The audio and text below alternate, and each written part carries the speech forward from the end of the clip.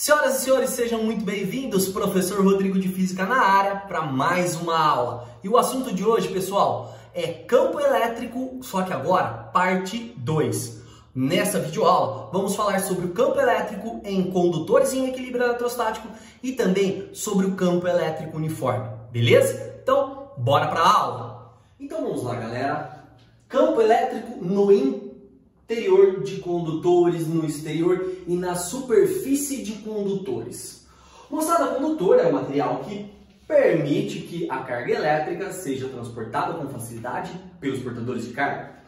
Em especial, o que a gente vai entender é que quando um condutor encontra-se em equilíbrio eletrostático, ou seja, quando essas cargas já estiverem lá paradas quietinhas, ele apresenta um campo elétrico um tanto quanto peculiar em cada uma dessas regiões, dentro, fora e na superfície. Vamos então tomar como referência, por exemplo, uma carga perfeitamente esférica, certo? Ou melhor, um corpo condutor perfeitamente esférico com carga positiva.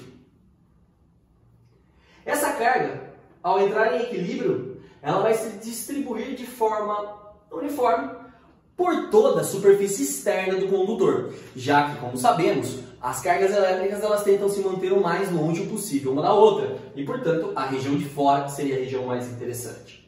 Moçada, avaliando o campo elétrico que surge dessa configuração, nós vamos perceber que existe aí um certo detalhe diferente do que estávamos já habituados a analisar. Então, a gente vai fazer uma análise do campo elétrico em função da distância. Nós sabemos que para se determinar um campo elétrico, temos a equação Kq dividido por d ao quadrado como sendo a nossa referência. E em especial, quanto menor for a distância, maior é o valor do campo elétrico. Assim, nós vamos assumir aqui que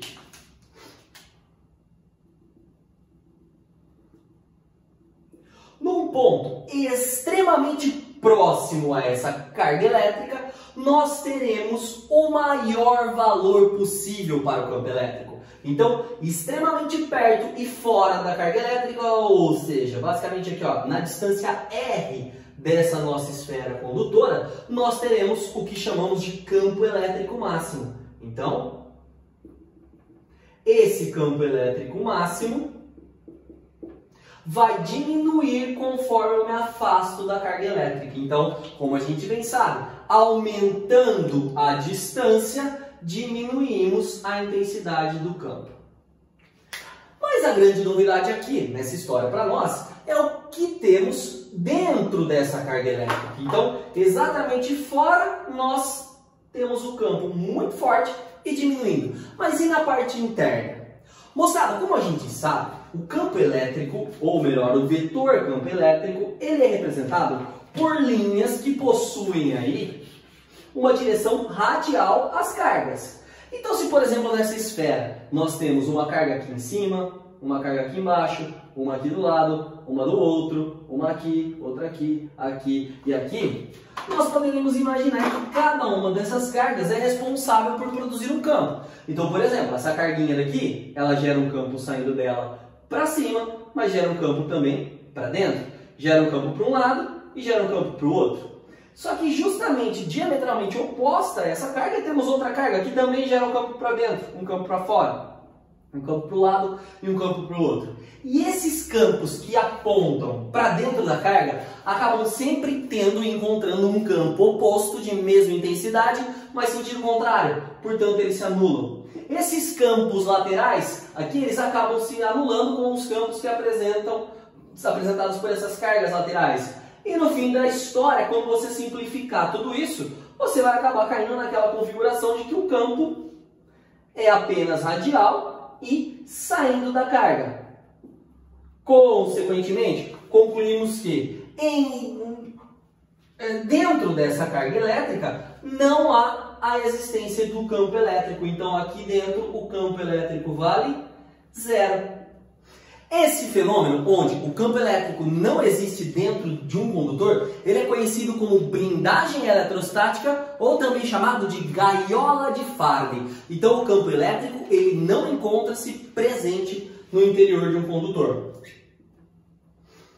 Mas e em cima da superfície? Então pense comigo, se isso aqui fosse uma casca de ovo, eu tenho dentro, fora e na casca de ovo. Em cima da superfície, a gente vai ter um campo médio.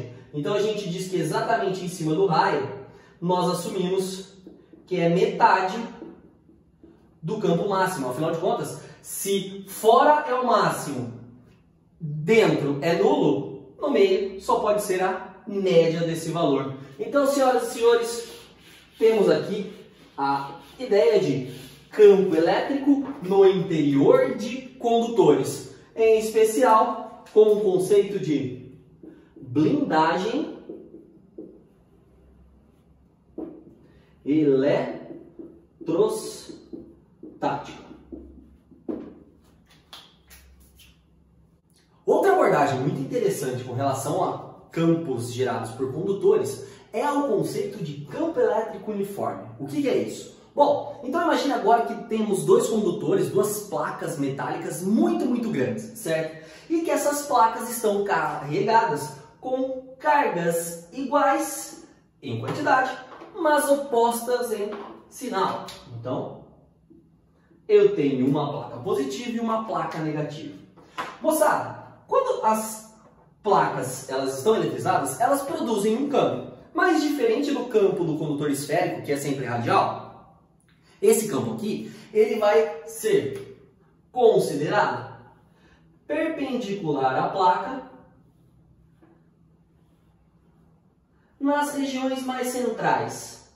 Nas bordas, a gente tem até aí uma curvaturazinha, um defeitozinho, mas a gente vai esquecer essas bordas. Imagine que essas placas são muito longas e que a gente consiga avaliar o meio. Então aqui eu representei um campo elétrico saindo da placa positiva, conforme a gente já conhece.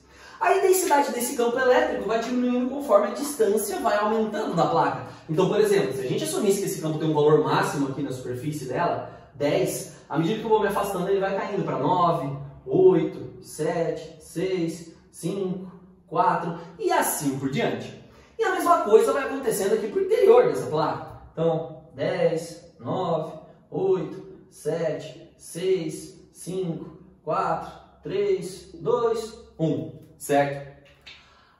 A análise da placa negativa vai ser muito parecida. Nós teremos campos também nessa placa, mas agora chegando nessa placa.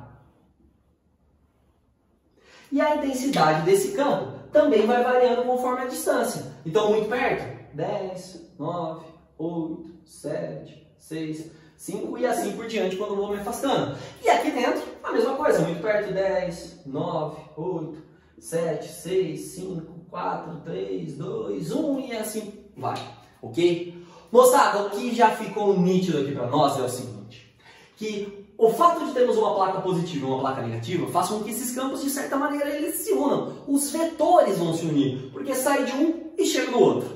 E o mais interessante é que, anteriormente, esse campo ia mudando de intensidade. Mas agora perceba que eles se complementam. Então, por exemplo, aqui ó, o campo que era 10 da placa positiva, somado com a placa negativa, deu um campo 11.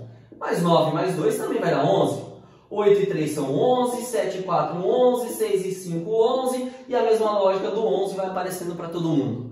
Galera, nesse exemplo numérico aqui, o que eu quis mostrar para você é o seguinte, que apesar de aqui fora os campos diminuírem de intensidade conforme eu me afasto, aqui dentro ele se mantém constante. Então o que interessa para nós, quando duas placas paralelas são colocadas e carregadas com cargas opostas, é que aqui dentro forma-se um campo elétrico do tipo constante, certo? Então, esse campo elétrico é chamado de campo elétrico uniforme.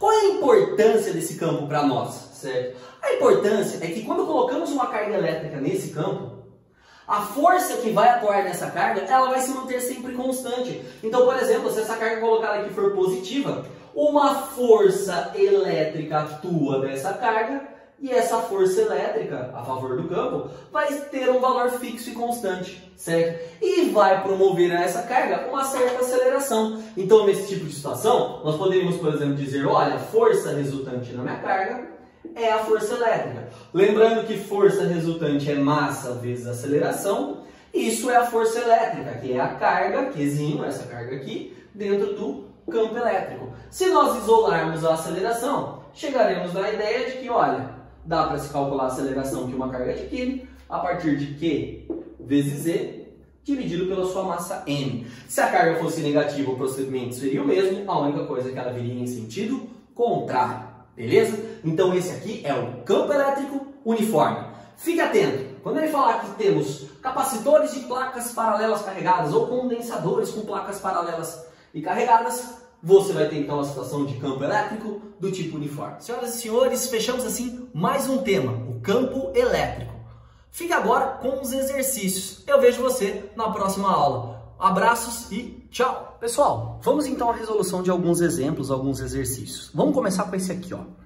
Uma esfera metálica de raio R igual a 40 centímetros está em equilíbrio eletrostático eletrizada com carga de 8 microcoulombs. Calcule a intensidade do vetor campo elétrico, letra A, nos pontos internos dessa esfera.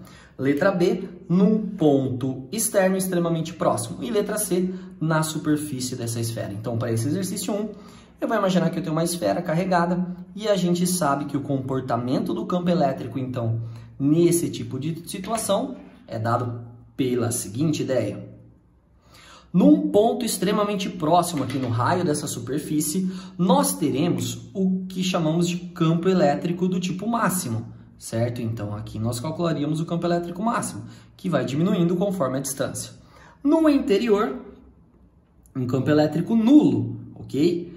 E assim a gente pode responder já de cara o item A, que o campo elétrico no interior, ele é igual a zero. Não há campo elétrico aqui dentro. Temos a situação de blindagem eletrostática para essa carga. Letra B. O campo em um ponto extremamente próximo e situado fora da superfície. Então, nós estamos falando de um campo elétrico máximo, dado pela expressão KQ dividido por D ao quadrado. O valor de K foi dado aqui embaixo como 9 vezes 10 à nona. O valor da carga é de 8 microcoulombs, então 8 vezes 10 a menos 6. Tudo isso dividido por uma distância que é o raio da própria esfera, que segundo o texto aí, ele é de 40 centímetros. Passando para metros, 0,4 elevado ao quadrado. Assim, temos agora que resolver aqui o cálculo, a matemática por trás da situação. Então, varia o seguinte, vou deixar esse 9 quietinho aqui, vezes 10. O 10 à nona junto com 10 a menos 6, e sobra 10 à terceira. E o 8 sobrando aqui do lado.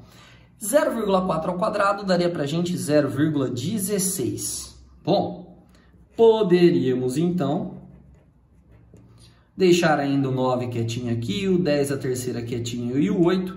E o 0,16 escrevendo como sendo, por exemplo, 16 vezes 10 a menos 2. Isso facilita porque assim a gente simplifica o 8 com esse 16, sobra um 2 aqui embaixo. E 9 dividido por 2 é 4,5.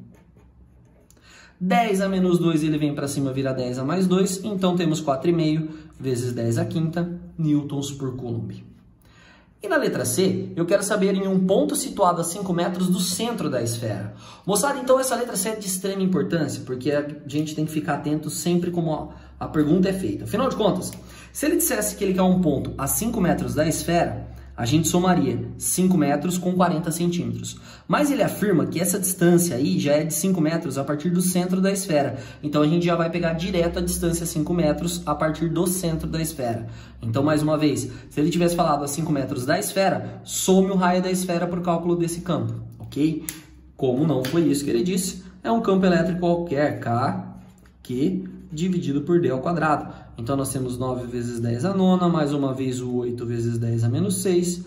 Tudo isso dividido por 5 ao quadrado. E vai nos dar ali um 25. Então, agora 9 vezes 8 eu encontro 72. Vezes 10 a terceira, dividido por 25. Então, vamos rabiscar aqui no cantinho, ó. 72 dividido por 25. Ufa, dava quase 3, né? Então, vamos ficar com duas vezes. Vai dar 50, para 72 faltam 22, acrescenta um 0, aqui vamos ter 8, o 8 vai dar 200, sobram 20 e assim nós teremos 28,8888 vezes 10 a terceira, ou 2,88 vezes 10 a quarta, newtons por coulomb. Então, letra A, letra B e letra C. Mais um exemplo, vou agora aqui ó, nesse exercício 6, que fala o seguinte. Uma lâmina muito fina, minúscula de cobre, contendo uma carga elétrica Qzinho, flutua numa região do espaço onde existe um campo elétrico uniforme de 20 kN por coulomb, cuja direção é vertical e o sentido se dá de cima para baixo. Considere uma carga elétrica de um elétron que seja igual a 1,6 vezes 10 a menos 19 e que a aceleração da gravidade seja 10. Sabendo que a lâmina tem uma massa de 3,2 miligramas, é possível afirmar que o número de elétrons em excesso nessa lâmina é de... Bom, vamos lá. A primeira coisa, pessoal, é entender a situação. Segundo o texto, tem um pedacinho muito pequeno de cobre que está flutuando numa região onde há um campo elétrico uniforme. Então a gente poderia interpretar isso da seguinte maneira. Imagine que em algum lugar do espaço a gente coloque duas placas metálicas e que uma dessas placas metálicas ela tenha uma carga positiva acumulada na sua superfície e a outra uma carga negativa. Então, essa lâminazinha aqui, por exemplo, ela estaria sujeito à ação de uma força-peso, fazendo com que ela caia, certo? Quando ele diz que o campo elétrico tem direção vertical e o sentido se dá de cima para baixo, é o que garante para mim que a placa de cima é positiva e a placa de baixo é negativa, pois assim o campo elétrico ele tem que ser para baixo. Para que essa carguinha fique em equilíbrio, é necessário que uma força se oponha a esse peso e se iguale a ele. E justamente essa força deve ser a força elétrica. Mas aqui se evidencia então uma outra coisa. O fato da força ser contrária ao campo elétrico obrigatoriamente torna essa carga Qzinho negativa. Então ela tem um número de elétrons em excesso, que é o que o texto já pergunta para você. Qual é o número de elétrons em excesso? Então, numa situação de equilíbrio de forças, podemos afirmar que essa força elétrica se iguala ao peso, pois a carga está em repouso. Força elétrica é carga dentro do campo e peso, massa vezes gravidade, certo? Então, beleza. O que ele quer saber é o número de elétrons de excesso. Então, esse número de elétrons eu vou encontrar na carga. Lembrando que Q é igual a M vezes Z, então a formulinha do Q, né, a formulinha de carga elétrica, nós poderíamos deixar assim, ó, N vezes Z é igual a M vezes G, onde esse E é a carga elementar e esse Ezão o campo elétrico. Então esse número de elétrons aí vai ficar como sendo Mg dividido por EE, certo? E agora atenção aos dados. Moçada, a primeira informação numérica que a gente tem aqui, o campo é de 20 kilonewtons por coulomb. Vamos trocar isso para 20 vezes 10 a terceira newtons por coulomb. Temos a carga, já Ezinho, como 1,6 vezes 10 a menos 19 coulombs. Aqui, tudo certo. A massa, pessoal, 3,2 miligramas. Temos que usar isso em quilogramas. Então, de miligrama para grama, dividiríamos por 1000. Para quilo, por 1000 de novo. Então, ficaremos com 3,2 vezes 10 a menos 6. Faremos então essas trocas aqui em cada um dos valores. Então, massa 3,2 vezes 10 a menos 6, o valor da gravidade é 10, dividido pela carga elementar, 1,6 vezes 10 a menos 9, e o campo elétrico, 20 vezes 10 a terceira. Poderíamos então fazer o seguinte, simplificamos esse 1,6 com esse 3,2, me sobra 2. Mas aí esse 2 com esse 10 aqui, eu formo 20 e cancelo aqui embaixo. Na linha de baixo temos 10 a menos 9 com 10 a mais 3, certo? Então, se eu juntar os dois, isso me dá 10 a menos 6. 10 a menos 6 daqui de baixo. Ops, desculpa, 10 a menos 19, né? 10 a menos 19 com 10 a menos 3 daria um 10 a menos 16. Se eu jogo ele para cima, ele vem como mais 16. Mais 16 com menos 6, 10 elevado a décima. Alternativa I, ok?